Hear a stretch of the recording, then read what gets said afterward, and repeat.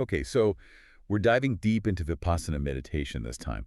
And I mean, really getting to the core of it, the principles, those stages everyone talks about, and how we can actually cultivate some insight from this practice. And a perfect guide for this deep dive is The Stages of Progression and Understandings of Vipassana Meditation. Yeah, by Mahasi Sayadaw, right? Exactly. That's a name you hear everywhere when you start exploring Vipassana. A revered teacher, and his breakdown of this practice, it really is essential reading for anyone serious about this path. Think of it like a map. Ooh, I like that. A map. It reveals the terrain of this practice because it is profound. It is. And, when I first started reading about Vipassana myself, I have to admit, it wasn't what I expected. I thought, okay, meditation, relaxation.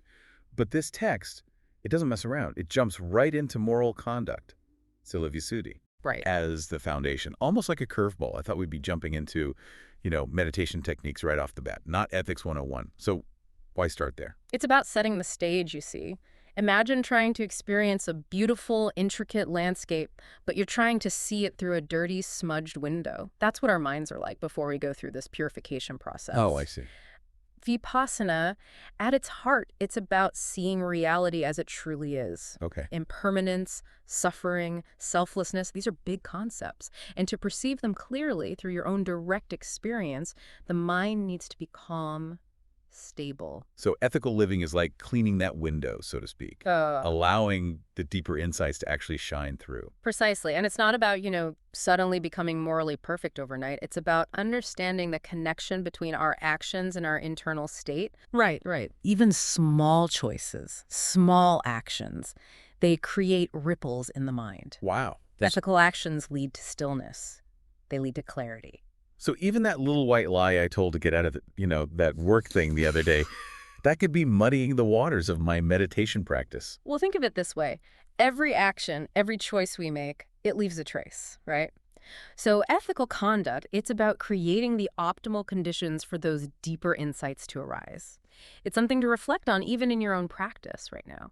How do you, even those small ethical choices, how are they impacting your mental state? Okay. I'm starting to really get the connection here. So ethical conduct sets the stage. Then we move into the actual meditation technique itself. And in the text, there's a lot of talk about noting, which, to be honest, when I first read it, it was a little vague. What exactly does that mean in this context? Can you unpack that for us a little? Yeah. Noting is about cultivating a very precise, almost surgical kind of awareness. It's about observing the physical sensations of your body, especially the breath, in incredible detail, really feeling it. Wow. And as you become more adept at this, you begin to note your thoughts, your feelings, everything as they arise in your awareness. But here's the key. Without getting swept away by them. Okay. No judging, no labeling, just pure observation. So it's like becoming this mental detective, right? Yeah. Carefully observing each clue, each sensation, each thought, without getting caught up in the story that our minds love to create around those things.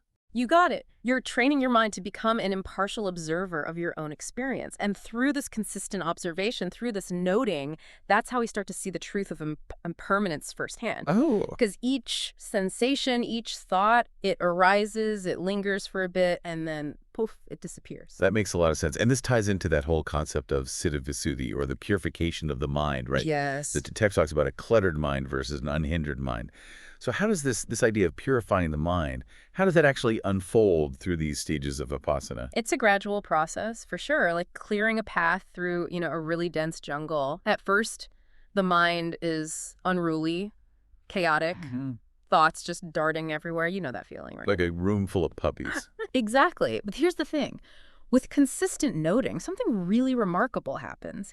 You start to develop these moments of strong concentration, almost like flashes of lightning that illuminate the jungle, just for a moment. And these flashes of focus, they start to become more frequent, more intense. Like we're actually revealing a path through this jungle. That's it. These moments of clarity, of deep focus, they're a direct result of your consistent practice. It's like, training for a marathon. Yeah. It's going to be challenging at first, but with dedication, you build up that stamina, you build up the resilience to go further than you ever thought possible.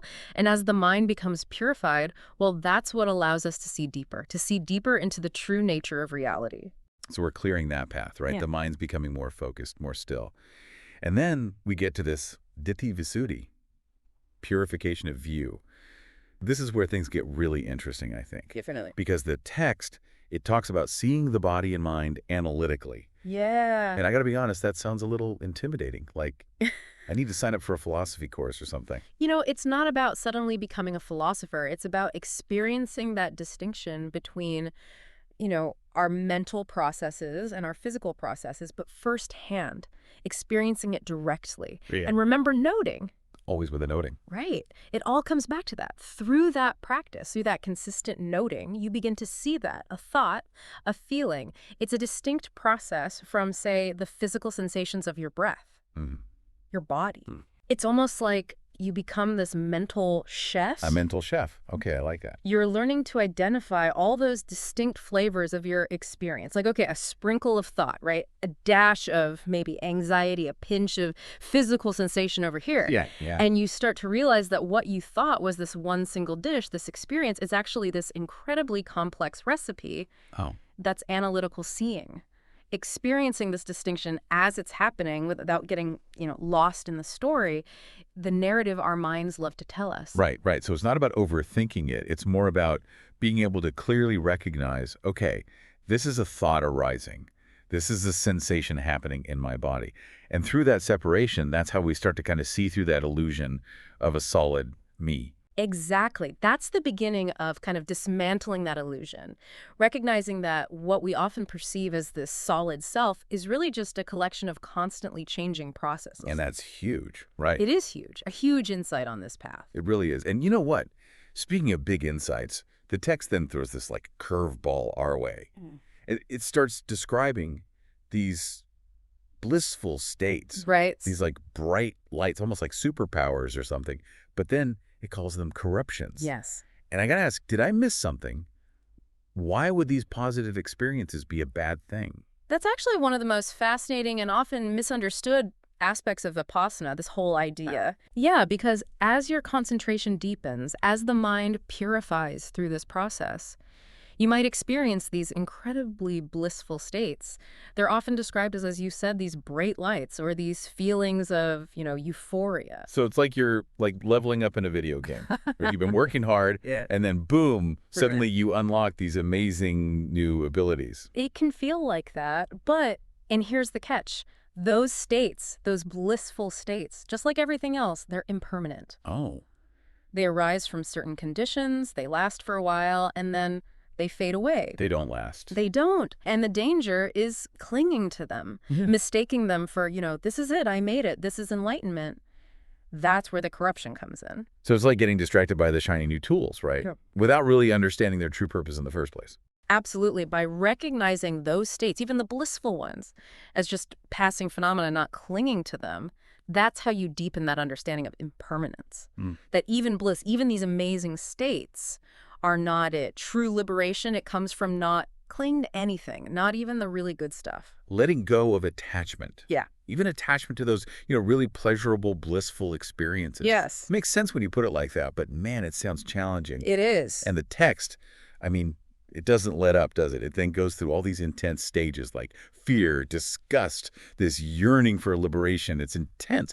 So is this like roller coaster ride? Is that all a normal part of this process? Yeah, I'd say it's completely natural, though the intensity of it definitely varies from person to person. But think about it this way. You're seeing more deeply into the nature of impermanence now. And that includes the impermanence of those blissful states that we were just talking about. And that realization, it can bring up fear, disgust, even a desperate kind of longing for liberation from it all. It can feel like suddenly, you've been clinging to this mirage this whole time. The rug's been pulled out from under you and there's no solid ground anywhere. Exactly. And yet, that's precisely where the beauty of Vipassana really shines through. Yeah. You learn to meet those challenging states with that same mindful awareness. You observe the fear. You observe the disgust, the yearning. Not to get rid of them, not to push them away, but to see their impermanent nature. You're developing this unshakable equanimity, even amidst that emotional turbulence. Building that mental resilience, right? It's like almost like a muscle that gets stronger with each challenging workout. I love that analogy. As that muscle develops, as you continue this practice, that's where you enter that next stage the text describes, Sankarupekkanyana, equanimity towards formations. Notice that shift, even in the language. Yeah, yeah. The intensity, it begins to soften a little. Yeah, we've been through quite the emotional roller coaster ride. It's almost like, I don't know, reaching a serene mountaintop after this, like, really grueling climb. I like that. So tell us more about that, this sense of peace. What's happening there? It really is like finding that eye of the storm, you know? Yeah. All this intensity swirling around. But there, at the center, there's this deep, unshakable peace. It is a beautiful image, and it's from this place of equanimity, that the possibility of what the text calls Vutanagamini Vipassana Jnana can arise. Okay. Knowledge leading to emergence. This is where, for me, when I first really dove into this is where things really clicked. Yeah. Because this is where we start to talk about Nibbana. Right. And, you know, we've been on quite the journey to get here, through all these stages, all this purification, the noting, the insights. So is this it? Have we reached the summit of the mountain? Well, remember, Vipassana, it's not just about, reaching this final destination. It's about how that journey, how that process actually transforms us along the way. Right. But to answer your question, yeah, this stage is incredibly significant. Okay. Because through the clarity, the stability that you've cultivated through this practice, you might start to experience glimpses. Just glimpses, but still. Glimpses of Nibbana, the cessation of suffering. It's like, imagine you're hiking through these mountains, right? Okay, yeah. And you catch a glimpse of this stunning sunrise, but it's just through a break in the clouds. Okay, gotcha. You see it, and then it might be gone again. So we're not talking about, like, flipping a switch and suddenly, boom, we've reached enlightenment. Not quite. Not quite. These are glimpses, direct experiences, not just, intellectual concepts anymore. Right. It's like that sunrise, you get a taste. You experience that brilliance, that beauty, even if it's just for a moment. And then, yeah, those clouds might shift again. But here's the thing. You've seen it. You know it's possible now. You've tasted that liberation, even if it was just for, a second. Whoa. Okay. And that experience, even just those glimpses, that's what kind of fuels that journey forward, right? Yeah. Because the thing is, the text, it doesn't end there. Yeah. There are even higher stages of insight described beyond this point. So what lies beyond those glimpses of Nibbana? If we're still climbing, what's up there? It's about deepening those glimpses, making them more stable, more present in your awareness, until there's honestly no turning back. Wow.